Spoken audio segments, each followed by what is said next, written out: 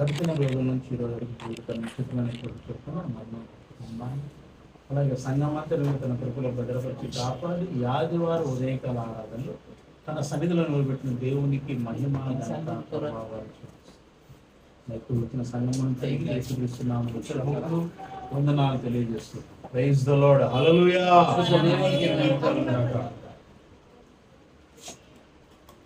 అపోస్తలుడైన పౌలు కొరింథీయులకు రాసిన మొదటి పత్రిక మొదటి అధ్యాయంలో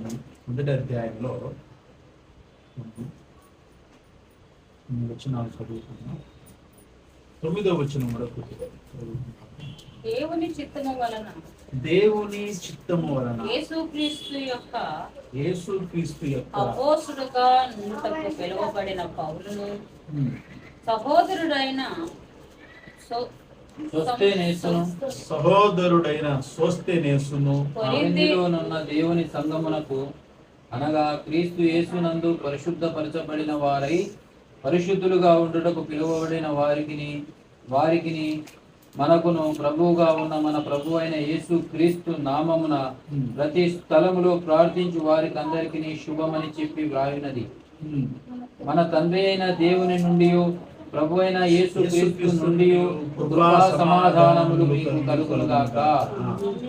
క్రీస్తు యేసునందు మీకు అనుగ్రహింపబడిన దేవుని కృపను చూచి మీ విషయమై నా దేవునికి ఎల్లప్పుడూ కృతజ్ఞతాస్తుతులు చెల్లించుచున్నాను.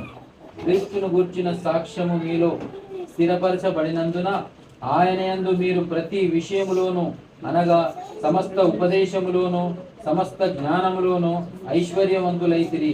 కనుక ఏ కృపావరమునందును లోపము లేక మీరు మన ప్రభు అయిన యేసు క్రీస్తు ప్రత్యక్షత కొరకు ఎదురు చూచుచున్నారు. మన ప్రభు అయిన యేసు క్రీస్తు దినమందు మీరు నిరపరాధులై ఉండునట్లు అంతము వరకు ఆయన మిమ్మును స్థిరపరచును. మన ప్రభు అయిన యేసు క్రీస్తు అను తన కుమారుని సహవాసమునకు మిమ్మును పిలిచిన దేవుడు నమ్మదగిన వాడు. చాలు. ఇందులో మనం కొన్ని విషయాలు మనం క్రైస్తవులకు అంటే సంఘములో ఉన్నటువంటి వారికి క్రైస్తవులుగా ఏర్పరచబడినటువంటి వారు ఏమన్నాడు? కొరింథీలో ఉన్న దేవుని సంఘములు అనగా క్రీస్తు యేసునందు పరిశుద్ధపరచబడిన వారై ఎవరు? పరిశుద్ధపరచబడిన వారు. క్రీస్తు యేసునందు పరిశుద్ధపరచబడిన వారు అంటే క్రీస్తు యేసునందు పరిశుద్ధపరచబడిన వారంటే ఎవరు? పరిశుద్ధపరచబడటం అంటే ఏంటి అనేది మనము గ్రహింపులో ఉండాలి. మనకు పరిశుద్ధపరచబడ్డామా లేదా? పరిశుద్ధపరచబడటం ఏంటి? క్రీస్తులో ఆయన పరిశుద్ధుడు, క్రీస్తు పరిశుద్ధుడు. పరిశుద్ధుడైన క్రీస్తు ఈ లోకానికి ఎందుకు వచ్చాడు అంటే పరిశుద్ధుడైన దేవుడు పంపించాడు ఈ లోకాన్ని క్రీస్తులో పరిశుద్ధపరచడానికి. అంటే పరిశుద్ధపరచడం అంటే ఏంటి? ఏ విషయంలో పరిశుద్ధపరచాలి? ఏమైంది జనులకు, ప్రజలకు ఏమైంది పరిశుద్ధతలోకి వెళ్ళటానికి? మేము పాపులం కాదే, మేమే అపవిత్రులం కాదే అని అనేక మంది అనుకోవచ్చు. అంటే మనము మూలాలు ఏమాత్రం కూడా మనం మర్చిపోకూడదు. సరే, క్రైస్తవులకు తెలుసు ఆ మూలాలే, కానీ అన్యులకు తెలియదు. కాబట్టి అన్యులను పక్కన పెడతాం. ఇప్పుడు మనము క్రీస్తునందు పరిశుద్ధపరచబడి తర్వాత పరిశుద్ధులుగా ఉండుటకు పిలువబడిన వారికి, పరిశుద్ధపరచబడి ఎలా పిలువబడ్డారంట? పరిశుద్ధులుగా ఉండటానికి పిలువబడ్డారు. ఇప్పుడు సంఘము, ఈ సంఘము కొరింథీ సంఘము, కొరింథీలో ఉన్న సంఘం కాదు, పక్కన పెడదాం ఆ ఊరికి. కానీ సంఘం అంటే ఒకటే, సార్వత్రికంగా ఉన్న సంఘం. ఎలా వచ్చింది సంఘం అని అంటే క్రీస్తునందు పరిశుద్ధపరచబడి, క్రీస్తునందు పరిశుద్ధపరచబడి పరిశుద్ధులుగా ఉండుటకు పిలువబడిన వారు సంఘం. అనగానే ఒక వాక్యం అన్నాడు, ప్రభు తన స్వరక్తమిచ్చి సంపాదించిన సంఘం. స్వరక్తమిచ్చి సంపాదించి ఆయన తన పరిశుద్ధ రక్తాన్ని చిందించి ఆ రక్తములో పవిత్రపరచి అనేకులను సంఘముగా సంపాదించుకున్నారు. పరిశుద్ధులుగా ఉండటానికి సంపాదించుకున్నారు. Praise the Lord. హల్లెలూయా. పరిశుద్ధులుగా ఉండడానికి పిలువబడిన వారికి మనకున్న ప్రభువుగా ఉన్న మన ప్రభువైన యేసుక్రీస్తు నామములో ప్రతి స్థలంలో ప్రార్థించు వారికి శుభమని చెప్పి వ్రాయలేదు. ఆయన రాశాడు, ఏమి రాశాడు అనేది మనం తర్వాత చూస్తే, ఇక్కడ మనము చూసిన మాటలను మనం జ్ఞాపకం పెట్టుకోవాలి.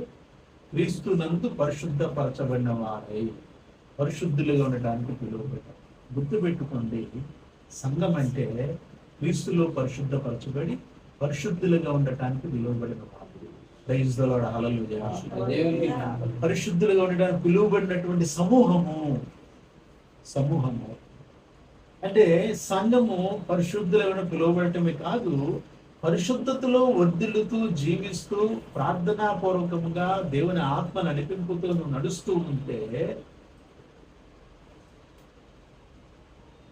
పాతాళ లోక ద్వారములు ఈ సంఘం ఎదుట నిలువ నేరవు. తెలుసా మాట? తెలుసా మీకు? ఎక్కడుందమ్మా? ఎవరు చెప్పారు? మాట? ఊలా, పేతురా, యోహానా, యాకోబా? ఎవరు చెప్పారు? చెప్పారా? ఎక్కడ చెప్పండి. ఏంటి మొత్తం చెప్పండి. చెప్పండి, పౌలు చెప్పాడా? పాతాళ లోక ద్వారములు దాని ఎదుట నిలువ నేరవు. ఎవరు చెప్పారమ్మా? పౌలా, పేతురా, యోహానా, యాకోబు, యేసుక్రీస్తు ప్రభువా? యేసుక్రీస్తు ప్రభువా? నాకు యేసుక్రీస్తు ప్రభువా అంటావా? ఎందుకు అంటున్నారు? అనకూడదా? దేనితో? పాతాళ లోకతో దాని ఎదుట. దేని ఎదుట? నేను ముందే చెప్పాను, సంఘం ఎదుట. ఎక్కడుంది అది?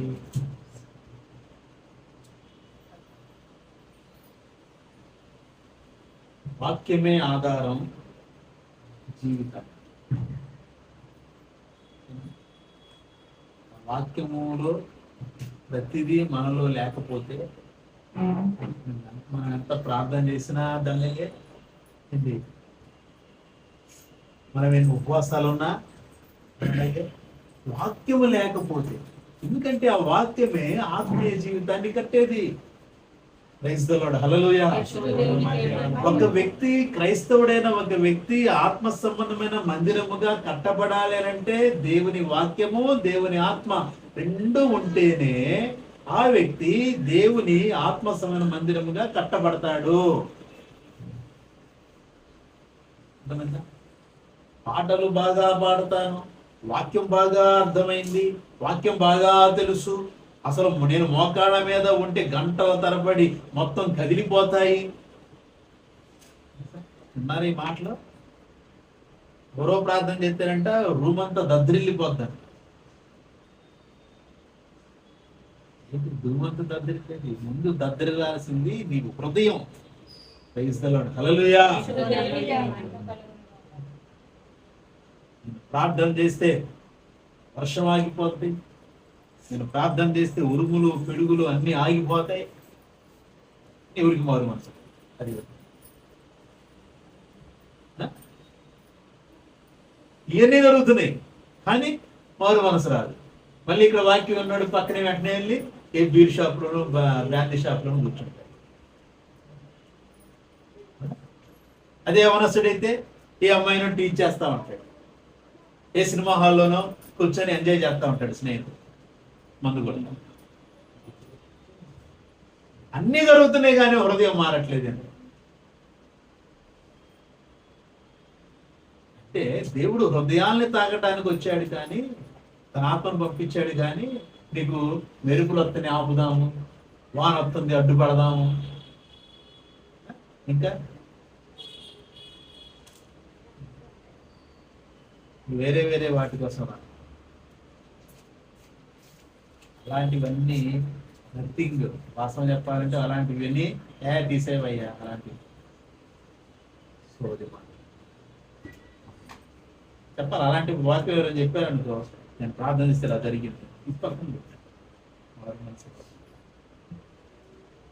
వాక్యాన్ని విని మార్చుకున్న వాళ్ళు ఎవరో చెప్పండి. పాతాళ లోక ద్వారం దాని ఎదుట నిలువనే.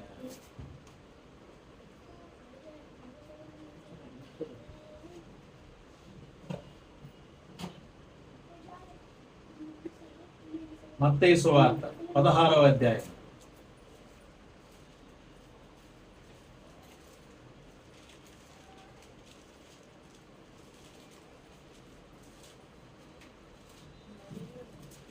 వచ్చిన మరియు నీవు పేతురు, ఈ బండ మీద నా సంఘమును కట్టుదును, పాతాళ లోక ద్వారములు దాని ఎదుట నిలువ నేరమని నేను నీతో చెప్పుచున్నాను. ఓకే, వదిలే. పేతురు గారికి ఇస్తున్నాడు.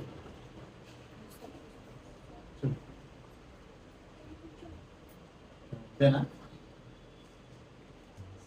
ఎవరు చెప్పారన్నమాట? మరి ఎక్కడికి వెళ్ళావు? పౌలు దగ్గరికి. అందుకే చెప్పేది వాక్యం ముద్ర వేయబడాలి హృదయం. ఇందా చదివాం కదా, కీర్తనలు ఏముంది? నీ వాక్యం నా హృదయంలో ఉంచుకొని ఉన్నాను. ఎందుకు? కేవలం పాపం చేయకుండా ఉండటం కోసం మాత్రమే కాదు, ఆత్మ అభివృద్ధి పొందటానికి కూడా, ఆత్మలో అభివృద్ధి పొందడానికి కూడా వాక్యాన్ని ఎక్కడ ఉంచుకోవాలి? హృదయములో. అందుకనే పరిగెడుతూ కూడా చదవటానికి వీలుగా ఉండనట్లు ఎక్కడ రాసుకోవాలి వాక్యాన్ని? హృదయం అనే పలకల మీద రాసుకో అన్నాడు. పరిగెడుతూ కూడా చదవ వీలు ఉండాలి. ప్రైజ్ ది లార్డ్, హల్లెలూయా. నువ్వు పుస్తకం పట్టుకొని పరిగెడుతూ చదవగలవా? ఛాలెంజ్ ఎవరికైనా సరే, ఛాలెంజ్.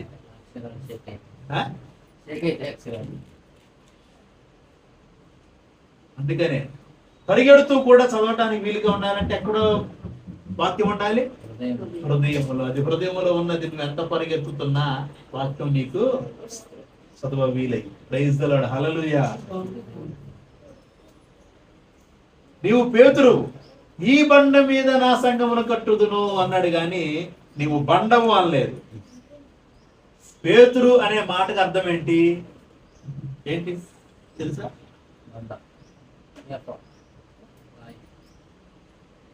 కరెక్ట్, ఒకటే అర్థం దాన్ని.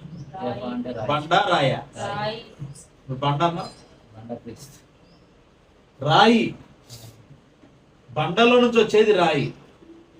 అంటే రాయి మాత్రమే పేతురే కాదు, అందరూ రాళ్లే. కానీ బండ ఎవరు?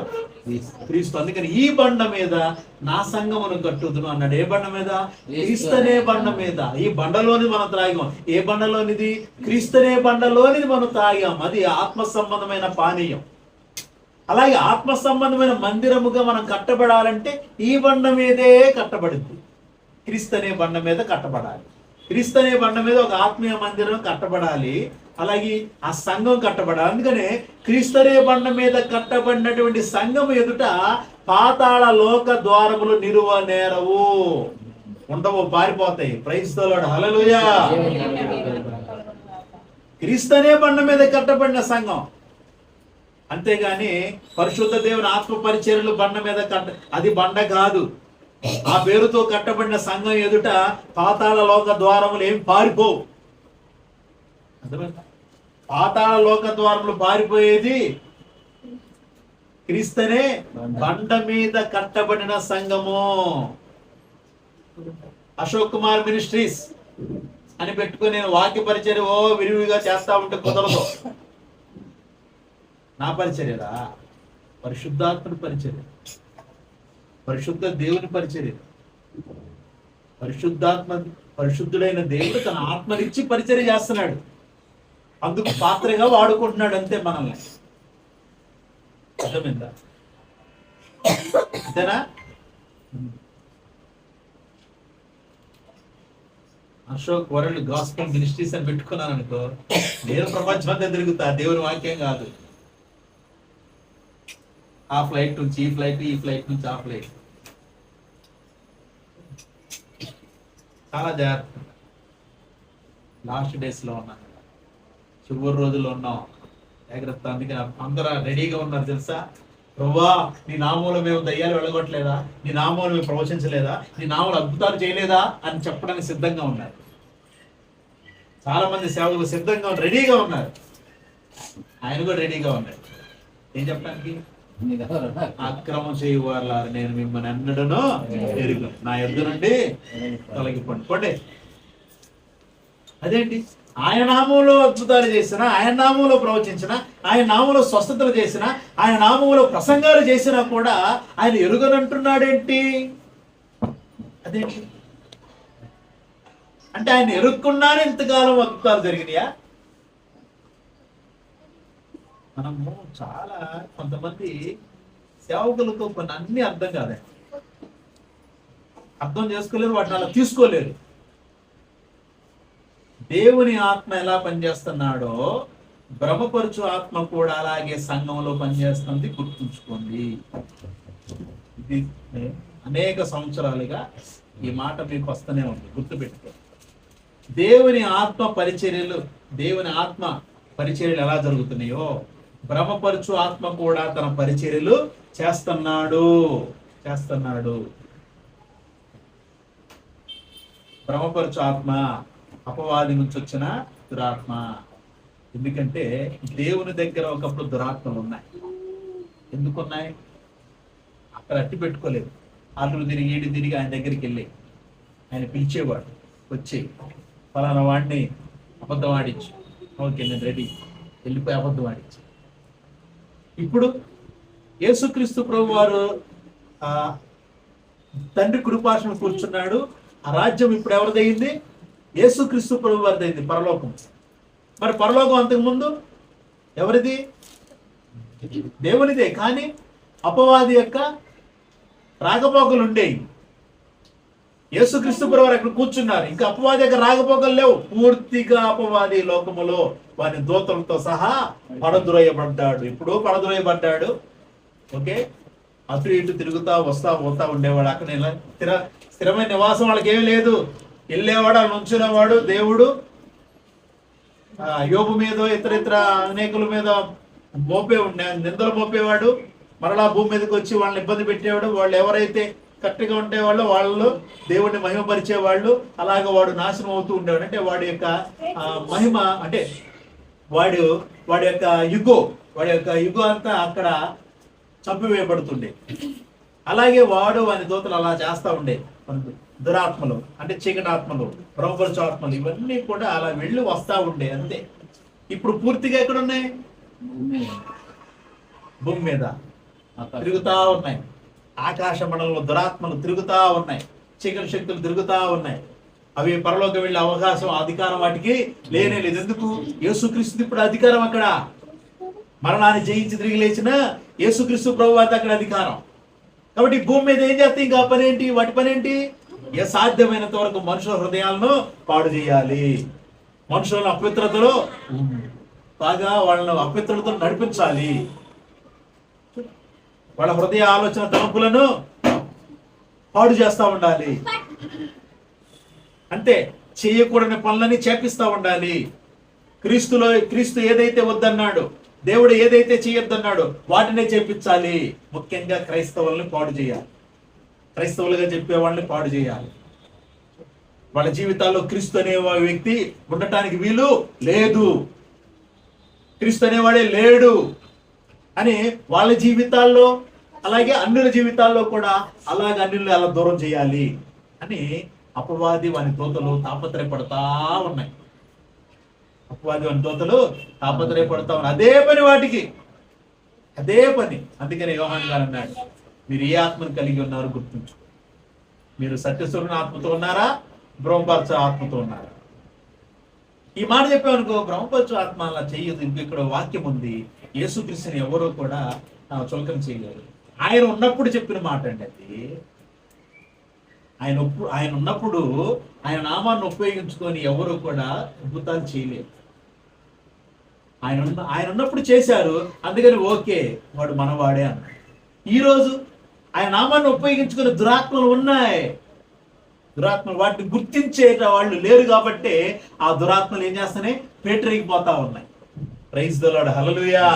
వాటిని గుర్తించే విశ్వాసం లేరు, వాటిని గుర్తించే సేవకులు లేరు.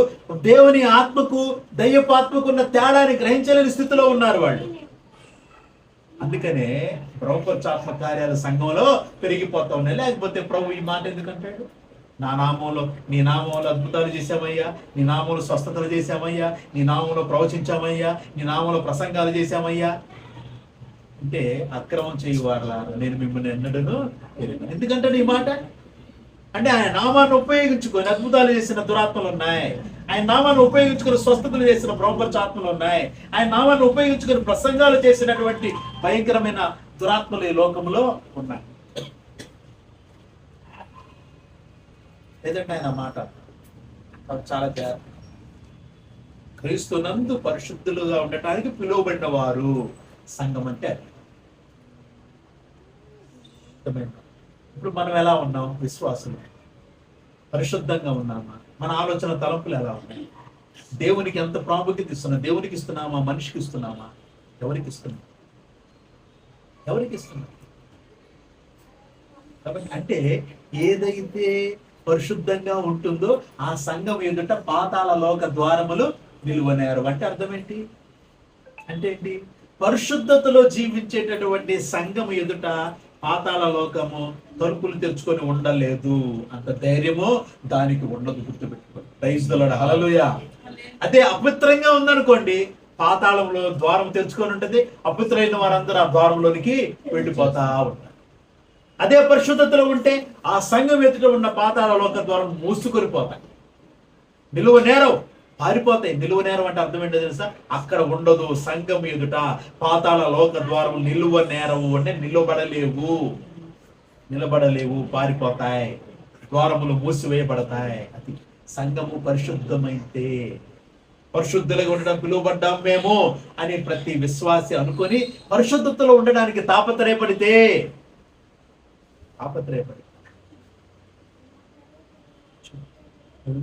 చూడండి. అంటే కదా వారికి మన ప్రభు అంటే ఓకే ఇక్కడ అంటే మనం చదువుకున్నది సంఘం అంటే పరిశుద్ధంగా ఉండడానికి పిలువబడినది. గుర్తుపెట్టుకోండి.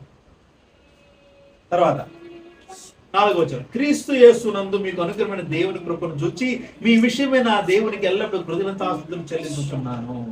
సంఘము గురించి ఆయన కృతజ్ఞతాస్తుతులు చెల్లిస్తున్నారు. అంటే దేవుని కృపతో ఉందంట సంఘం. ఎలా ఉంది? దేవుని కృపతో. మరి ఎంతమంది సంఘంలో దేవుని కృపతో ఉన్నారు? ఎంతమంది క్రీస్తులో పరిశుద్ధపరచబడి పరిశుద్ధులుగా ఉండటానికి పిలువబడ్డారు? వీరందరూ ఎంతమంది పరిశుద్ధంగా ఉన్నారు? ఎంతమంది మనం పరిశుద్ధంగా ఉన్నాం? పరిశుద్ధంగా ఉంటే పాతాళ లోక ద్వారములు సంఘం ఎదుట నిలువనే. గుర్తుపెట్టుకో, చాలా జాగ్రత్తగా పరిశుద్ధపరచబడుతూ ఉన్నారు. అలాగే దేవుడు తన కృపతో నింపాడు సంఘాన్ని. ఎంతమంది ఆయన కృపను బట్టి జీవిస్తున్నారు అని చెప్పగలుగుతారు. ఆయన కృపను ఎంతమంది గ్రహించారు? అందుకని ఆయన ఏమంటాడు? మీ విషయమై దేవుని కృపను చూచి, మీ విషయమై దేవుని కృపను చూచి నా దేవునికి ఎల్లప్పుడూ కృతజ్ఞతాస్తుతులు చెల్లించుతున్నాను. క్రీస్తును గూర్చిన సాక్ష్యం మీలో స్థిరపరచబడినందున ఆయన యందు మీరు ప్రతి విషయములో అనగా సమస్త ఉపదేశములోను సమస్త జ్ఞానములోను ఐశ్వర్యవంతులైతిరి. ఏంటంట? సమస్త ఉపదేశములో సమస్త జ్ఞానంలో ఐశ్వర్యవంతులు అయ్యామా? సంఘం వాక్యం విషయంలో అడిగితేనే ఇంకా ఎక్కడో ఆలోచన చేస్తున్నాడు. ఇన్నేళ్ల విశ్వాస జీవితంలో ఐశ్వర్యవంతులయ్యారా? జ్ఞానం విషయంలో, ఉపదేశంలో, జ్ఞానంలో చెప్పండి, అయ్యారా?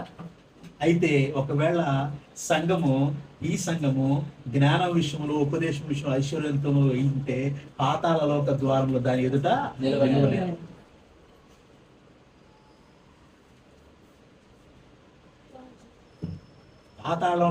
పాతాళ లోకం యొక్క ద్వారాలు తెరుచుకొని సంఘం ఎదుట ఉన్నాయి. ఎవరి కోసం? అపవిత్రంగా జీవించే వారి కోసం, జ్ఞానం లేకుండా జీవించే వారి కోసం, ఉపదేశములో ఐశ్వర్యవంతులు కాకుండా ఎవరైతే ఉండి ఉపదేశాన్ని విన్నట్టుగా వదిలిపెడుతున్నారు, దాన్ని వాక్యాన్ని పక్కన పెట్టి జీవించడానికి తాపత్రయపడుతున్నారో, ఏం అక్కర్లేదు, వెళ్ళాలా పోవాలా, ఆయన చెప్పింది వినాలా, ఇంకా మనం ఇంటికి వచ్చేసి మన ఇష్ట ప్రకారం ఉండాలా అంతే. ఎవరైతే అనుకుంటున్నారో వీళ్ళందరూ ఎదుట ఏముంటాయి? పాతాళము ద్వారం తెరుచుకొని సిద్ధంగా ఉంటుంది. అంటే ఎప్పుడైతే ఆ సమయం వస్తుందో, ఆ సమయం వచ్చినప్పుడు డైరెక్ట్గా ఎక్కడికి వెళ్తున్నారు? పాతాళంలోనికి వెళ్ళిపోతా ఉన్నారు.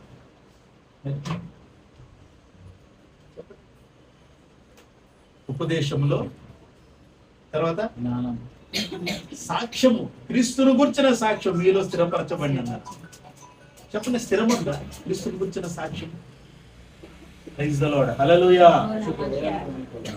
క్రీస్తులో సాక్ష్యము స్థిరపరచబడిందా? క్రీస్తు సాక్ష్యం మీలో స్థిరపరచబడిందా? యేసుక్రీస్తుని ఎందుకు విశ్వసించారు? చెప్పండి, యేసుక్రీస్తుని ఎందుకు విశ్వసించారు? ఎందుకు విశ్వసించారండి? యేసునందు ఎందుకు నమ్మకం మీకు?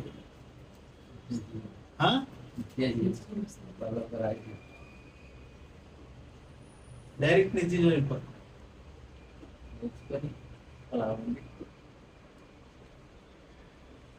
ఆయన నా పాపాలు క్షమించాడు. క్రీస్తు సాక్ష్యం అది ఏంటంటే, నా కొరకు ఆయన చనిపోయాడు, నా కొరకు చనిపోయాడు. క్రీస్తు అందరి కొరకు చనిపోయాడు, పాపుల కొరకు చనిపోయాడు, అందరిని మరలా తిరిగి లేవటానికి తిరిగి లేచాడు, పరిశుద్ధతలో తిరిగి లెగవాలి. క్రీస్తుని గురించిన సాక్ష్యం ఏంటంటే ఏంటి? క్రీస్తుని గురించి ఏం చెప్తారు మీరు? స్థిరంగా ఉండాలని. నిత్య జీవం, డైరెక్ట్ నిత్య జీవం కాదు. మనలో హృదయములో మూలన ఉన్న పాపం విషయంలో మనం పవిత్రులమయ్యామా? ప్రైజ్ ది లార్డ్, హల్లెలూయా. కుర్చీ మా వందనాలు. క్రీస్తును కూర్చున్న సాక్ష్యం చెప్పండి, మీలో స్థిరపరచబడిందా? క్రీస్తుని ఎందుకు విశ్వసించారంటే చెప్పలేకపోతున్నారు.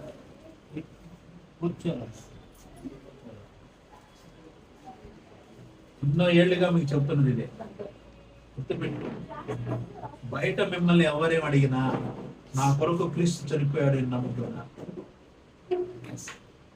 హృదయంలో అస్థిరత్వం కావాలి. ప్రైజ్ ది లార్డ్, హల్లెలూయా. హృదయంలో అస్థిరత్వం లేకపోతే అవతల వాడు అడిగే ప్రశ్నలకు సమాధానం చెప్పలేవు. అవతల వాడు నిన్ను తిడుతున్నా కొడుతున్నా తిరిగి నువ్వేం చేస్తావు? వాడితో గొడవ పెట్టుకొని రెడీ అవుతావు. అక్కడ నీ సాక్ష్యము, నీ యొక్క వ్యక్తిగత విశ్వాసము అంతా కోల్పోయి. యేసుని గురించిన సాక్ష్యం ఒకటే ఏంటంటే, ఆయన నా కోసం చనిపోయాడు, తిరిగి 3వ దినాన లేచాడు, ఈరోజు తండ్రి కుడి పార్శ్వన ఉన్నాడు, త్వరలో ఆయన రాబోతూ ఉన్నాడు. నేను చనిపోయిన బ్రతికిన ఆయన నా ఆత్మను తీసుకొని తన రాజ్యంలోనికి, తన రాజ్యంలో నాకు నా కొరకు సిద్ధపరిచిన స్థానాన్ని ఇస్తాడు. నిత్య జీవం తర్వాత, పరలోకం తర్వాత చెప్పాల్సిన డైరెక్ట్గా అది కాదు. ఆయన నా కొరకు చనిపోయాడు, నేను నమ్ముతున్నాను. ఆయన నా హృదయంలో కార్యం చేశాడు. ఆయన నా హృదయంలో కార్యం చేశాడు. ఆ ధైర్యం నాకుంది కాబట్టి నేను చెప్తున్నా. ఈరోజు నేను నిలబడి మాట్లాడుతున్నానంటే కారణం అదే. వాక్యముతో నా హృదయాన్ని ఆయన మార్చాడు కాబట్టి, పరిశుద్ధత అంటే ఏంటో తెలియజేశాడు కాబట్టి, పరిశుద్ధతలో వర్ధిల్లితే దేవుని రాజ్యం లభిస్తుందని చెప్పాడు కాబట్టి, చూయించాడు కాబట్టి, అనుభవంలోనికి తీసుకొచ్చాడు కాబట్టి. ప్రైజ్ ది లార్డ్, హల్లెలూయా. ఆ అనుభవంలో ఉండాలి. వాక్యం చదువుతున్నామంటే చదువుతున్నాం కాదు, వాక్యం వింటున్నామంటే వింటున్నాం కాదు, ప్రార్థన చేస్తున్నామంటే చేస్తున్నాము కాదు. వాక్యానుభవం ఉండాలి. వాక్యం నీలో ఏ కార్యం చేసిందో అనుభవం ఉండాలి. క్రీస్తుని గురించిన అనుభవ జ్ఞానము ఉండాలి. అందుకనే పౌలు అన్నాడు, పేతురు అన్నాడు, క్రీస్తును గురించిన అనుభవ జ్ఞానము. పేతురు చాలా విషయాలు చెప్పాడు. క్రీస్తుని గురించి అనుభవ జ్ఞానము, ఆ విషయంలో మీరు నిష్ఫలైన సోమరులైన కాకుండా ఉండాలంటే కొన్ని విషయాలు చెప్పాడు. అవి లేకుండా క్రీస్తుని గురించి అనుభవ జ్ఞానం ఉండదు, నువ్వు ఈ సాక్ష్యం కూడా చెప్పలేవు. అనుభవ జ్ఞానం లేకనే కదా సాక్ష్యం చెప్పలేకపోయాం ఇప్పుడు, అవునే కదా. మరి ఏంటి, ఎక్కడికి పోతుంది క్రైస్తవ సమాజం? ఈ సంఘం ఏడికి పోతుంది? ఏడికి?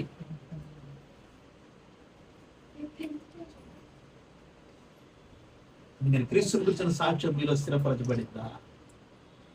పౌలు కొరింథీతో అంటున్నాడు, ఎన్ని చెప్పేమంటాడు తెలుసా? అయినా మీలో లోపాలు ఉన్నాయి, చాలా లోపాలు. మీలో ఒకడు తన తండ్రి భార్యను ఉంచుకున్నాడు. ఎంత భయంకరం! అట్టి వారిని మీరు ఏమాత్రం ఏమంట్లా వాడిని గద్దించట్లేదంట వాళ్ళు. ఆ సంఘం వారిని, సంఘంలో వారెవరు కూడా వారిని గద్దించట్లేదు. తప్పురా నువ్వు చేసేది అంటలేదంట. ఎందుకు అంటలేదు? డబ్బుడు కమ్మిపోయారేమో. మరి అంతే కదా. మరి సంఘం అంటే ఏంటి? పౌలు అన్నాడు, వారిని మీలో నుండి వెలివేయండి, అట్టి వారిని మీలో నుండి వెలివేయండి. ఎట్టి వారిని? ఎవరైనా సరే తప్పు చేసిన వారిని వెలివేయండి. చూడండి తర్వాత, అనగా సమస్త ఉపదేశం మీరు ప్రతి విషయములోను, అనగా సమస్త ఉపదేశములోను సమస్త జ్ఞానములను ఐశ్వర్యవంతులైంది గనుక ఏ కృపావరమునందున లోపం లేక మీరు మన ప్రభువైన యేసుక్రీస్తు ప్రత్యక్షత కొరకు ఎదురు చూస్తున్నారు. వీళ్ళందరంట యేసుక్రీస్తు ప్రత్యక్షత కొరకు ఎదురు చూస్తున్నారంట. వీళ్ళందరూ యేసుక్రీస్తు ప్రత్యక్షత కొరకు ఎదురు చూస్తున్నారంట. మరి మీరు ఎదురు చూస్తున్నారా? చెప్పండి. ఆయన ప్రత్యక్షత కొరకు ఎదురు చూస్తున్నారు. ఓకే, ఎదురు చూస్తున్నారు. ఆయన వచ్చాడు, వెళ్ళిపోతారా?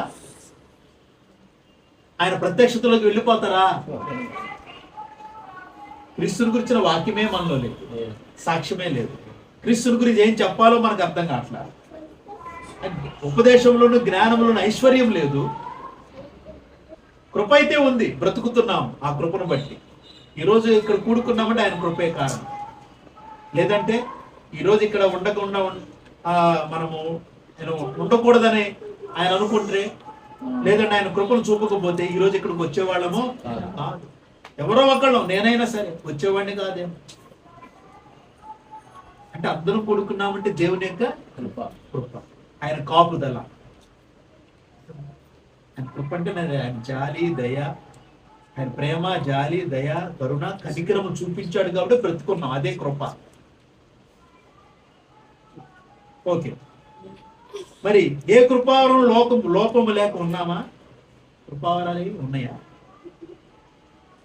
సంఘంలో కృపావరాలు ఉన్నాయి, ప్రత్యక్షతలు ఉన్నాయి. వాళ్ళకి ప్రవచనాలు మాట్లాడే వాళ్ళు ఉన్నారు, స్వస్థతలు చేసేవాళ్ళు ఉన్నారు, వివేకము కలిగిన వారు ఉన్నారు. అర్థమైందా? ప్రవచనం చెప్పేవాళ్ళు ఉన్నారు. కానీ అక్కడ అందుకనే ప్రేమ గురించి మాట్లాడాడు. అన్నీ బాగానే ఉన్నాయి కానీ ప్రేమ లేదన్నాడు ఆయన చివరికి. అర్థమైందా? మీరు అన్నీ ఉన్నాయి కానీ ప్రేమ లేదు. ఎందుకు? ఉపయోగం ఏముంది? ప్రేమ లేకపోతే నువ్వు ప్రవచనాలు చెబితే ఏంటి, స్వస్థతలు చేస్తే ఏంటి? ప్రేమ లేకపోతే అంతా వ్యర్థం. ఆ సంఘంలో ప్రేమ లేదు. ఎవరికి వారుగా నేను ఫలానా వాడు నా సేవకుడు అనుకుంటున్నాడు.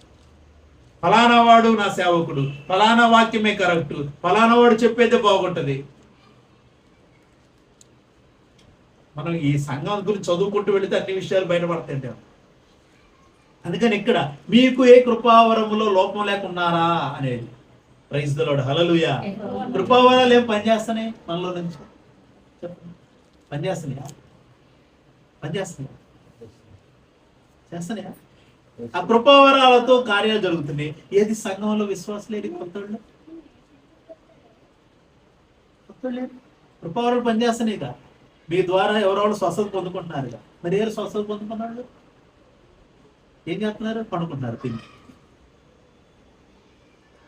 అంటే స్వస్థతలే కానీ మీరు చేసేది వాక్యం చెప్పట్లే. మీలో నుంచి కృపావరం పనిచేసేది ఏంటి? స్వస్థతే. కానీ వాక్యం, ఆత్మ ద్వారా వాక్యం బయటికి రావట్లా. మారు మనసు పొందేటటువంటి వాక్యం రావట్లా. నువ్వు పాపంలో ఉన్నావు, మారు మనసు పొందు. నువ్వు శత్రువుని ప్రేమిస్తున్నావు, శత్రువుని ద్వేషిస్తున్నావు, ఆయన ప్రేమించు. శత్రువు మీద నీకెందుకు పగ? ప్రభు అది ఒప్పుకోవట్లేదు. ఎందుకు మీలో మీరు ద్వేషంతో ఉన్నారు? ప్రేమించుకోండి అని అనే మాటలు రావట్లా. స్వస్థతే వస్తుందా? వారు చేసే వ్యక్తిగత జీవితంలో వారికి ఉన్న లోపాలు ప్రవచన రూపంలో బయటికి రావట్లేదా? మారతాడు కదా. మరి ప్రవచనం ఎందుకు ఉపయోగించట్లా? సంఘం అదే పని చేస్తుంది. ఈ సంఘం ఏం చేస్తుంది? స్వస్థతలు ఉన్నాయని గొప్పగా చెప్పుకుంటుంది, ప్రవచిస్తున్నామని గొప్పగా చెప్పుకుంటుంది, మారు మనసు రావట్లేదు. అలాగే ఇంకోటి, భాషలు మాట్లాడతారు. మళ్ళీ వీళ్ళు భాషలు అనర్గళంగా మాట్లాడతారు.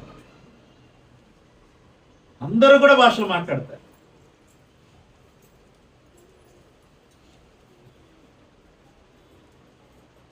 ఏ కృపావరములోనూ లోపము లేక ఉన్నారు. సంఘం అంటే ఏంటి? అన్నీ ఉండాలి. కృపావరాలు ఉండాలి, దేవుని ప్రేమ ఉండాలి. దేవుని ప్రేమతోనే కృపావరాలు బయటికి రావాలి.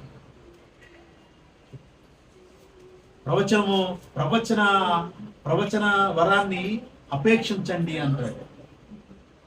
ఎందుకంటే సంఘ క్షేమాభివృద్ధి కొరకు. మరి ఏది సంఘ క్షేమాభివృద్ధి? ఏది?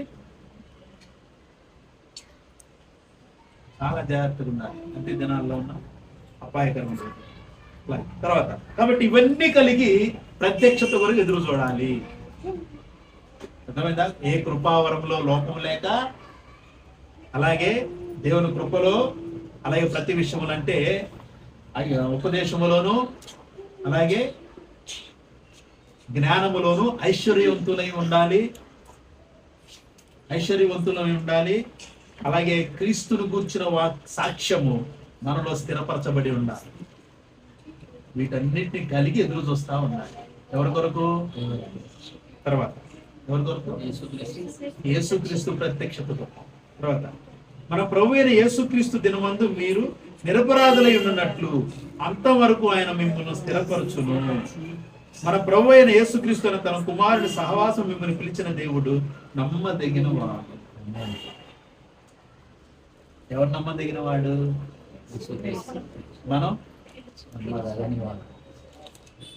మనం నమ్మదగని వారమైనప్పటికీ ఆయన నమ్మదగిన వాడిగానే ఉంటాడు. గుర్తుపెట్టుకోవాలి. Praise the Lord. హల్లెలూయా. మన ఆలోచన తలంపులు మారుతాయి, కానీ ఆయన ఎప్పటికీ మారవు.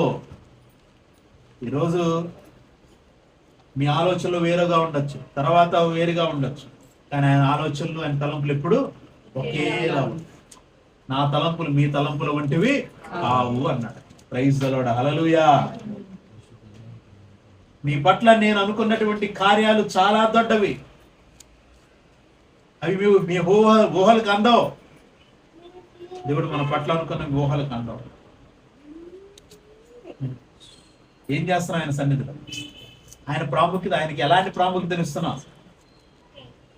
ఆయనకి ఎలాంటి అంటే ఆయనకి ఎలాంటి స్థితిలో మనం ఆయన ఆరాధన చేస్తున్నాం? ఏ హృదయంతో మనం ఆయన ఆరాధన చేస్తున్నాం? ఆయన నామాన్ని ఎంతగా మనం ఘనపరుస్తున్నాం? చాలా జాగ్రత్తగా తన కుమారుని సహవాసానికి మనల్ని పిలిచిన దేవుడు నమ్మదగిన. కాబట్టి ఏం చేయాలి మనము? అపోస్తలుడైన పేతురు మొదటి పత్రిక, పేతురు రాసిన మొదటి పత్రిక 4వ అధ్యాయం 19వ వచనం చూడండి. వాక్యం చూసి మనం ప్రార్థన చేస్తాం.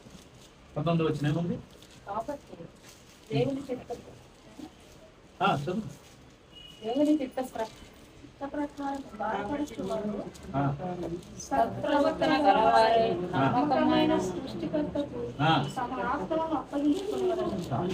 కాబట్టి దేవుని చిత్త ప్రకారము బాధపడువారు సత్ప్రవర్తన గలవారై నమ్మకమైన సృష్టికర్తకు తమ ఆత్మలను అప్పగించుకొనవలెను.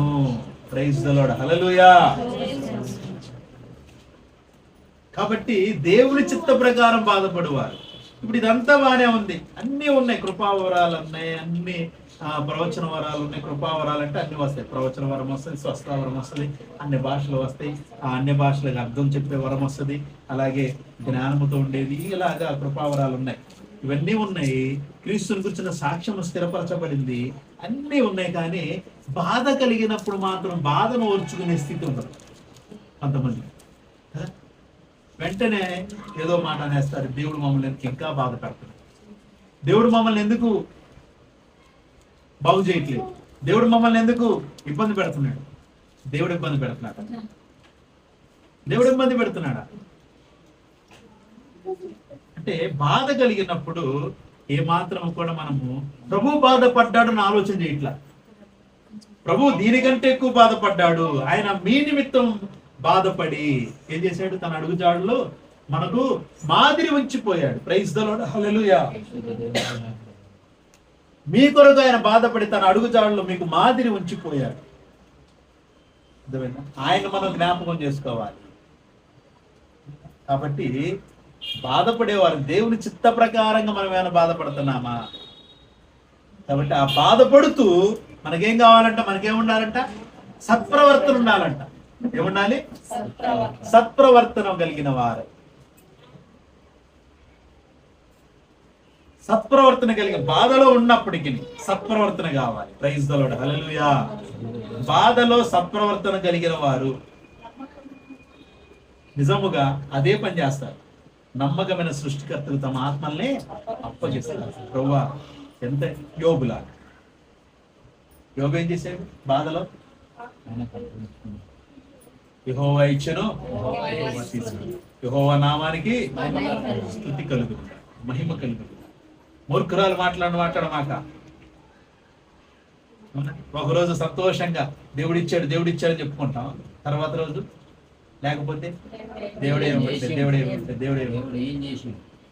ఏం చేసినా ఇవన్నీ చేసినవన్నీ ఒక్క మాట ఏం చేస్తున్నారు, మీరు కొట్టి పడేస్తున్నారు. కొన్ని వేల కోట్ల రూపాయల ఆస్తి ఆనాడే ఉంది యోబుకి, అంతా పోయింది, ఏమీ లేదు. బూడిదలో కూర్చున్నాడు, చిల్లపంగి తీసుకొని గీక్కుంటూ కూర్చున్నాడు. పట్టుకోవడానికి కూడా ఆ చేతుల్లో కూడా గాయాలే, పుండ్లు ఉన్నాయి. అయినా అక్కడ బాధ ఇక్కడ బాధ. ఏం చేశాడు? చిల్లపెంకి తీసుకొని వచ్చంటుంది. ఒక్కసారి దూషించి చచ్చిపోయాడు, ఒక్కసారి దూషించి చచ్చిపోయాడు. మురుకురాలు మాట్లాడమాట. యెహోవా వలన మనము మేలే అనుభవించతగునా, కీడు అనుభవించతగదా? యెహోవా నామానికి స్తుతి కలుగును గాక. ప్రైజ్ ది లార్డ్, హల్లెలూయా. ఆయనకి నష్టం జరిగిందా? ఒక్క మాట చెప్పండి. పోనీ మరి మీరు అన్నారనుకోండి ఏమీ లేదు అంటే ఏమైనా నష్టం జరిగిద్దా? చాలా బాధలు, ఇబ్బందులు, ఇరుకులో, భయంకరమైన సిచ్యువేషన్లో ఒకసారి పలకండి, ప్రభువా నీ నామానికి స్తుతి కలుగును గాక అని పలకండి. ఒకసారి నష్టం కలిగిద్దు అని చెప్పండి. దేవుని చిత్తం అయితే అంతకు 2 రెట్లు నేను కల్పిస్తా, నేను ఇస్తా. చెప్పండి. మరి ఎందుకని మురుకులుగా మనం ఆలోచన చేస్తుంటాం? ఆ తర్వాత ఆయనకి ఏం కలిగింది? 2 రెట్లు కలిగింది, 2 రెట్లుగా, 2 రెట్లు. అది మనల్ని పిలిచినటువంటి దేవుని యొక్క నమ్మకత్వం. ప్రైజ్ ది లార్డ్, హల్లెలూయా. అది దేవుని యొక్క నమ్మకత్వం. అంటే ఆయనకు నమ్మకంగా మనం ఉంటే మన పట్ల ఆయన కార్యాలు కూడా నమ్మకంగానే ఆయన చేస్తూ ఉంటాడు. Praise the Lord, hallelujah. కాబట్టి చాలా జాగ్రత్తగా ఉన్నాం, అంత్య దినాల్లో ఉన్నాం, అపాయకర రోజుల్లో ఉన్నాం. బాధల్లో సత్ప్రవర్తన కలిగిన వారమై నమ్మకమైన సృష్టికర్తకు మన ఆత్మను అప్పగించే స్థితిలో మన హృదయం ఉండాలి, మన ఆత్మ సిద్ధంగా ఉండాలి. ఈ లోకంలో అంత్య దినాలలో, అపాయకర రోజుల్లో ఏ రోజు ఏం జరగబోతుందో మన జీవితంలో తెలియదు. గుర్తుపెట్టుకో, ఈ రోజున్న ఆనందం రేపు ఉండకపోవచ్చు, ఈ రోజు ఉన్నటువంటి ఏడుపు రేపు ఉండదు. ఆనందం రావచ్చు, ఈ రోజు ఆనందంగా ఉండే వాళ్ళకి రేపు ఏడుపు ఏదైనా కలవచ్చు. కానీ క్రీస్తులో ఉన్న మనము ఎప్పుడు కూడా ఒకే రకంగా దేవుని ఆత్మతో, దేవుని వాక్యముతో, దేవుని నామ మహిమార్థం వినడానికి తాపత్రయపడి ఉన్నాడు. ఆయన ఇచ్చే ఆశీర్వాదాలు ఏమాత్రం పొదువా ఉండనే ఉండదు. ప్రైజ్ ది లార్డ్, హల్లెలూయా. ప్రభునందు ప్రియమైన దేవుని సంగతి, మాటలను బట్టి చాలా జాగ్రత్తగా జీవించుదాం. అంత్య దినాలలో అపాయకర రోజుల్లో ఉన్నాం మనం. కాబట్టి నమ్మకమైనటువంటి సృష్టికర్తకు, నమ్మకమైన దేవాది దేవునికి, యేసుక్రీస్తు నామంలో మన ఆత్మలను ఆయనకు అప్పగించుకొని జీవించేటటువంటి ఈ యొక్క కొద్ది కాలం జీవితం, ఎంతకాలం ఉందో తెలియదు, ఈ కొద్ది కాలం జీవితం ఆయన సన్నిధిలో నమ్మకంగా జీవించుదాం. అనేకమైన ఆత్మ సంబంధమైన భౌతికపరమైన ఆశీర్వాదాలను పొందుకుందాం. దేవుడి మాటలను ఆశీర్వదించి తన కృపతో, తన ఆత్మతో మనల్ని అభిషేకించి తన నామ మహిమార్థం మనల్ని నడిపించును గాక. ప్రైజ్ ది లార్డ్, హల్లెలూయా. నీతి స్వరూపుడైన యెహోవా ఘనమైన నామానికి మహిమ కలుగును గాక. మోకరించి ప్రార్థన చేద్దాం.